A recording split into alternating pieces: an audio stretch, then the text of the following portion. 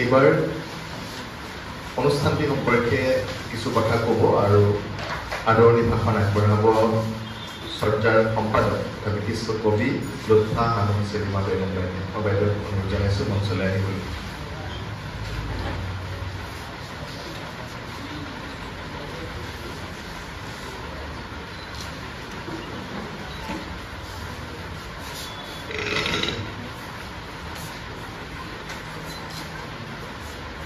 নমস্কাৰ।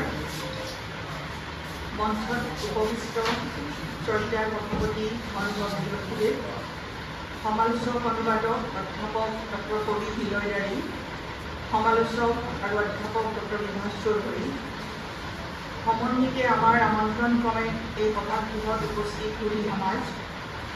আজি 10 ছেপ্টেম্বৰ 2024 তাৰিখে চৰ্যাই অসমীয়া সাহিত্যৰ অন্যতম প্ৰধান কবি নীলমণি ফুকনদেৱৰ 51 সংখ্যক উপজাতি উপলক্ষে আয়োজন কৰা তুমি হয়নি তোমাৰে উন্মোচনৰ ক্ষমতা শীৰ্ষক সাহিত্য অনুষ্ঠানলৈ আপোনালোক আটাইকে আদৰণি জনাইছোঁ।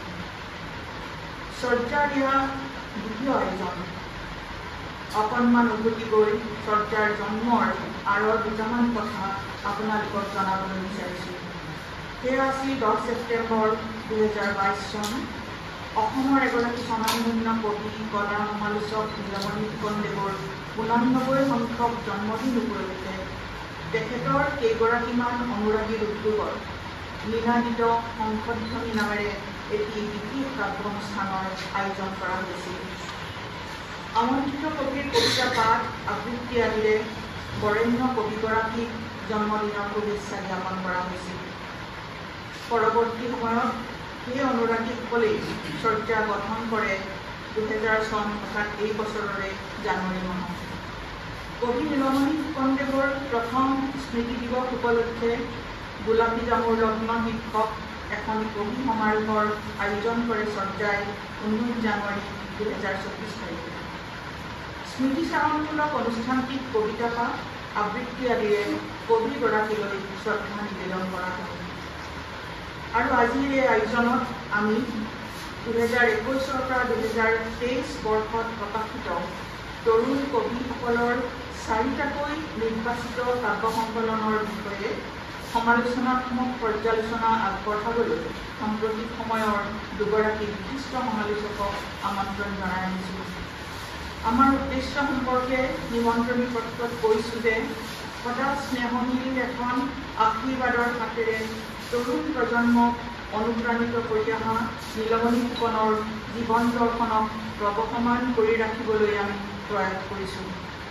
তেখেতৰ কবিতা তথা কাব্য সাধনাৰ প্ৰতি কৌতূহলী আমাৰ দৰে আজি ইয়াত উপস্থিত অনেকেই তেখেতৰ সান্নিধ্য আৰু সাহচৰ্যৰ বিৰল অভিজ্ঞতাৰে সমৃদ্ধ হৈছিল। কবিগৰাকীয়ে নতুন চাম কবিৰ সন্দৰ্ভত এটা সাক্ষাৎকাৰত কৈছিল যে নতুন কবিসকলৰ কবিতা তেখেতে পঢ়িছিল, তেওঁলোকৰ কবিতা সংগ্ৰহ কিনি পঢ়িছিল, বহুতৰে লগত তেখেতৰ আন্তৰিক সম্পৰ্কও গঢ়ি উঠিছিল। যি স্নেহময় আন্তৰিকতাই তৰুণ প্ৰজন্মৰ শিল্পী কবিসকলক সৃষ্টিশীল বাটেৰে আগুৱাই যাবলৈ প্ৰেৰণা যোগাইছিল। ফুকনৰ ঘৰখন নতুন কবিসকলৰ তীৰ্থক্ষেত্ৰ হৈ পৰিছিল বুলি বিশিষ্ট কবি হৰেকৃষ্ণ ডেকাই সঠিক মন্তব্য কৰিছে। সেই কথা সাৰোগত কৰি তৰুণ প্ৰজন্মৰ প্ৰতিভাৰ উৎকৰ্ষ আৰু বিকাশত এই সামান্য আয়োজনৰ মাজেৰে আমাৰ ঐকান্তিক আগ্ৰহ প্ৰকাশ কৰিবলৈ প্ৰয়াস কৰিছোঁ আৰু কবিগৰাকীক জন্মদিনৰ শুভেচ্ছা যাচি প্ৰণিপাত জনাইছোঁ। আপোনালোকক থোৰতে চৰ্যাৰ বিষয়ে দুআষাৰ কথা এই সুযোগতে ক'বলৈ বিচাৰিছোঁ। চৰ্যা হ'ল অসমীয়া সাহিত্য সংস্কৃতি নামত উৎসৰ্গীকৃত এটি গোট। কবিতাৰ ক্ষেত্ৰত বিশেষভাৱে গুৰুত্ব প্ৰদান কৰাটো চৰ্যাৰ অন্যতম উদ্দেশ্য হোৱা হেতুকে কবিতাৰ উৎকৰ্ষৰ অনুসৰে নতুন নতুন ধ্যান ধাৰণা আদৰিবলৈ বিশেষ বিশেষ কাৰ্যসূচী সময়ে সময়ে চৰ্যাই গ্ৰহণ কৰিব। সাহিত্যৰ সৈতে আন্তঃসম্পৰ্ক থকা বিভিন্ন বিষয়কেন্দ্ৰিক সাম্প্ৰতিক চিন্তা চৰ্চাৰ প্ৰচাৰ আৰু প্ৰসাৰত চৰ্যাই উদ্যোগ ল'ব।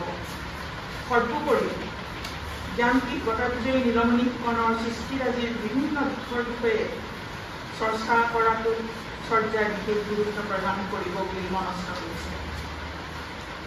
এই অভিযান এই আমাৰ সপোন আৰু প্ৰয়াস আপোনালোকৰ সহযোগিতাইহে সাৰ্থক কৰি তুলিব আৰু ইয়াক পুনৰ বাস্তৱায়িত কৰাত সহায় কৰিব।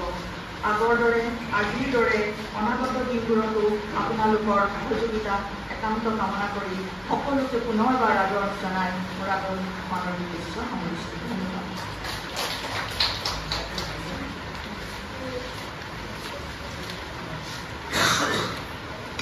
লোকসভা বাইদেউলৈ আন্তৰিক ধন্যবাদ জনালোঁ।